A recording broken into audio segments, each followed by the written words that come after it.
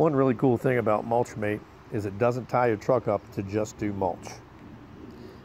All you have to do is unlatch the machine. You can now swing it away. Then you can load anything in the back you want, whether it be logs, pavers, stone, doesn't matter. You can load it in. You have plenty of room. You have full access to the back of your truck, just like you always would.